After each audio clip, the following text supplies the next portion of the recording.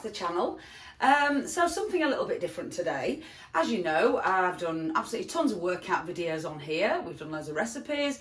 There's loads of variety basically, but today just thought I'd try something a little bit shorter and a little bit different. So for years and years and years I used to do yoga. I'd love to get back into it because I really found it useful. Not just for the stretching aspect, it's good for everything. Good for relaxation, it used to help me sleep really well.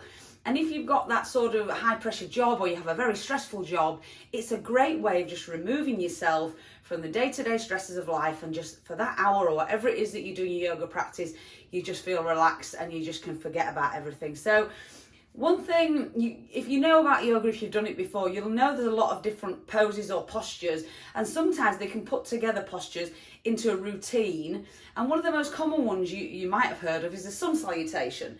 Now, from all my years of doing yoga, that's one thing I do remember, and I got so used to doing it, and we did it every time I went to my yoga class. So you get quite good at it, and it's great for stretching your body, but it's also a good discipline to learn. And if you just fancy one morning just doing a little routine to stretch out, it's something you can practice and get really good at.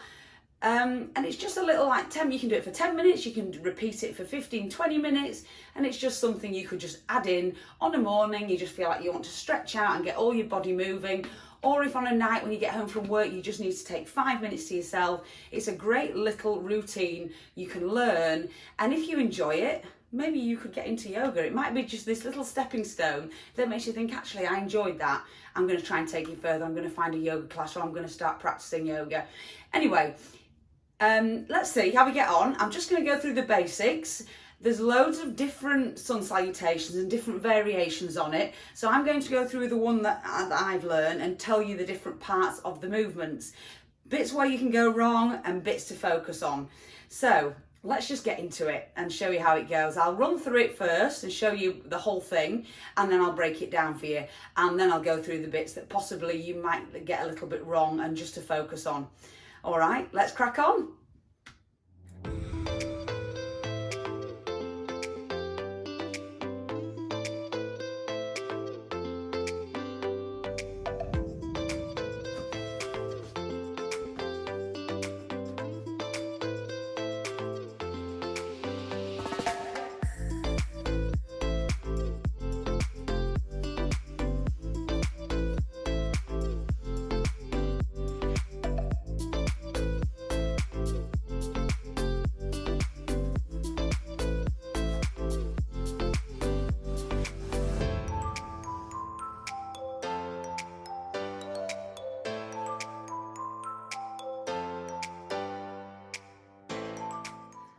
So what you've just seen there is like one round. Now, don't get me wrong, I'm not a professional. I don't practice this enough. I'm not as flexible as I could be. So this takes practice. You'll see some of the moves I definitely need to practice. I'm not quite fluid with, but let's just run through the routine slow, each part. So you start off at the front of your mat, standing nice and tall, relaxed shoulders in that prayer position. So hands at prayer position. From there, you're going to take a big inhale as you stretch the arms up, and then exhale as you hinge over from the hips, nice flat back, and round right down as far as you can take it, getting that lovely stretch on the back of the legs. Okay, then you take an inhale as you come into a flat back position. Now, if that means you can't touch the floor and keep the back flat, take them to the mid shin. So flat back position. As you exhale again, you take it down. Okay, from here, inhale. As you exhale, take the foot back and the other foot back into that full plank. So it's up to you. If you're really good, you can jump it back in one go. I just find that's a little bit hard on my back, so I'll step it back with the right leg, then the left, and then the next time round, I'll take the left first, then the right. So at the moment, you're in this high plank position, hands under shoulders on toes. Okay, you're then going to fold your toes under and then drop down, elbows tight into the body, drop the body down to the floor. Okay, so the elbows are tight, palms are flat. In that plank position as well, you want nice wide fingers. Make sure you're fully in contact with the floor through all your fingertips. Okay, looking forward, then you're going to push through the hands into that cobra position. Now, also at this stage, there's different variations. You can do what they call an upward facing dog. This is the cobra position. You've got to really be careful if you have back problems, don't push too far at this point. From here, then you tuck the toes under, and you're going to take it into that downward facing dog. So you've inhaled here, now you're going to exhale and push into that downward facing dog. So driving the heels down to the floor, pushing the tailbone up to the ceiling and looking through the hands, so you're getting that lovely stretch. From here, I usually take a couple of breaths in this position. Really enjoy that stretch. So when you've taken a couple of breaths, on the next exhalation, so as you breathe out, you're going to step the right foot through between the hands. Now, if you can't do that in one stage, you can just walk it in and then walk the other one in stages. You'll get better at bringing the foot right through in one go, but it takes a little bit of practice. I'm still not quite there. Other foot comes through, and then take a big inhalation, coming up to that half position. So again, if you can't keep a flat back and the toe hands on the floor, just have them on your shins. Then take a big inhalation. Then when you come to exhale, up, big stretch with the arms, and exhale back to that heart center position. So you're in that prayer position, standing nice and tall. And that's the whole thing. Okay, so then when you run through it again, big breath in, exhale as you hinge forward. Last time we took the right leg back. This time let's take the left leg back and then the right into that full plank. Remember, toes, hands, wide fingers, have full contact with the earth with all your fingers, okay? Tuck the toes under, elbows tight, take the body onto the floor, cobra position, elbows tight, lift the upper body. And then on the next exhalation, tuck the toes under, push up into downward facing dog and hold it there for a couple of breaths. Once you've had a couple of breaths, on the next exhalation, remember now we're going to bring the left foot through, big stride through to between the hands. If you can't do it in one stride, take it in stages. Other leg comes through, inhale into that flat back position, exhale as you take it down, and then big inhalation and exhale as you come back to that prayer center there, hands in prayer position at the chest. Whew, and that's literally it. And it's quite hard. I can feel the heat already building. So they're the different stages. Let's go through next some of the parts that could possibly go a little bit wrong. Okay, so let's just go through the little pointers that might go wrong, so you can just keep an eye out for them if you do it. So starting from the beginning, so obviously at the front of your mat, okay, you're in your prayer position. So first bit that can go wrong and does often, as you reaching up to stretch, people overextend the back and end up looking up at the ceiling. Don't do that, obviously, don't overextend the back. Lift the ribs, so lift the ribs as you stretch up, okay? And then as you come forward, make sure you keep those legs nice and straight, and as you hinge forward, it's purposeful. Hinge forward with a nice flat back and then roll down. Okay, don't just let yourself, so you've gone here, big stretch up, don't just sort of fall down.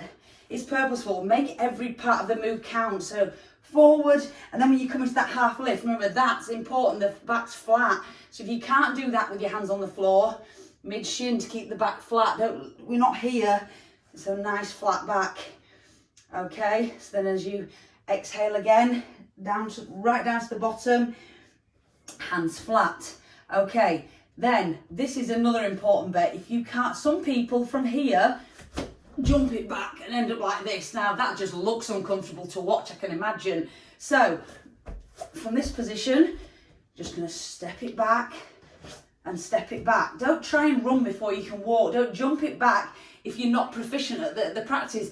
I'm not claiming to be, I'm just using this as a great way of stretching out and getting a little bit more mobile. Okay, so once you're in that full plank, remember, spread the fingers, get full contact with the mat and toes. Hands below shoulders, nice flat back, so we're not here, we're not sagging. So the next move is taking it down, ready to do your cobra. So toes, get that full plank, toes under, and then you're not just letting the body flop down, you're lowering down by bending the elbows. And the elbows are tight in, okay? So it's not just coming to here and flopping down. Again, you're gonna hurt your back. Toes under, lower, carefully. Okay, then you've got your cobra. So this is where, be careful if you've got a bad back, take it as far as you can. Looking forward, then it's time for your downward dog. So on the exhalation, tuck the toes under, drive the tailbone to the ceiling. So this is important. This is such a fabulous stretch. Don't ruin it by letting everything just be sort of half-assed. Straighten the legs, drive the heels into the floor, pull that tailbone up to the ceiling and look through the hands. Everything's purposeful and stretching. Full contact with every toe, full contact with every finger, and just enjoy the stretch.